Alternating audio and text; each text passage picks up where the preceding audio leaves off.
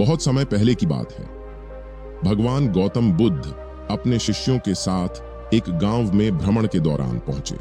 वहां के लोगों ने उनका भव्य स्वागत किया। गांव के बाहर एक बगीचे में उन्हें ठहराया गया। सुबह शाम गांव के लोग आकर उनके प्रवचन सुनते, प्रश्न पूछते और ज्ञान प्राप्त करते। पर उसी गांव में एक व्यक्ति था, नाम था चुंडक। वह स्वभाव से क्रोधित और अहंकारी था। वह बुद्ध के बढ़ते प्रभाव से ईर्ष्या करता था।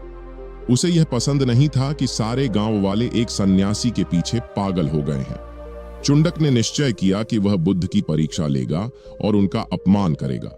उसने सोचा, अगर मैं इस तथाकथित बुद्ध को गालियां दूं, अपमान करूं, तो देखूंगा कि यह वास्तव में कितना ज्ञानी है। अगली सुबह जब बुद्ध अपने शिष्यों के साथ बोधि वृक्ष के नीचे शांत बैठे थे, चुंडक क्रोध से भरा वहां पहुंचा। सभी शिष्य चौकन्ने हो गए। चुंडक ने जोर जोर से चिल्लाना शुरू किया, अरे तुम ढोंगी सन्यासी, तुम्हारा ज्ञान झूठा है।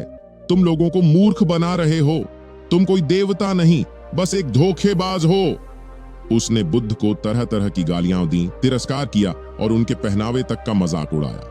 परंतु बुद्ध एकदम शांत, जैसे कोई गहरा झील जिसमें एक भी लहर ना उठे। बुद्ध की आंखें बंद थीं, चेहरा शांत और कोमल। वे न तो क्रोधित हुए, न चौंके, न बोले। जब चुंडक थक गया, तब बुद्ध ने धीरे धीरे आंखें खोली, उसकी ओर देखा और एक सौम्य मुस्कान के साथ बोले, हे मित्र, यदि कोई व्यक्ति किसी को उपहार देता है और वह दूसरा व्यक्ति उसे स्वीकार नहीं करता, तो वह उपहार किसके पास रहता है? चुंडक थोड़ा हैरान हुआ, लेकिन जवाब दिया, जो देने वाला है उसी के पास रहता है। बुद्ध ने कहा, ठीक वैसे ही तुमने मुझे जो अपमान और क्रोध का उपहार दिया, मैं उसे स्वीकार नहीं करता। वह तुम्हारे पास ही रहेगा, मैं उसे अपने मन में नहीं रखता। गांव वाले जो वहां उपस्थित थे एकदम शांत हो गए। यह उत्तर सुनकर सभी स्तब्ध रह गए। शिष्यों की आंखें श्रद्धा से भर उठी, पर चुंडक का चेहरा बदल गया। वह गुस्से से लाल हो गया था। पर इस बार बुद्ध के शांति भरे उत्तर ने जैसे उसके भीतर की आग बुझा दी। वह कुछ क्षण चुप रहा और फिर फूट फूट कर रो पड़ा, मुझे क्षमा करें, मैं अंधा था। मैं आपके धैर्य और करुणा के सामने झुकता हूं। बुद्ध ने कहा, क्षमा मांगने की कोई आवश्यकता नहीं। जब ज्ञान की रोशनी भीतर पहुंचती है, अंधकार स्वयं हट जाता है। उस दिन चुंडक न केवल एक क्रोधित व्यक्ति से एक विनम्र साधक बन गया, बल्कि बुद्ध के शिष्यों में भी शामिल हो गया।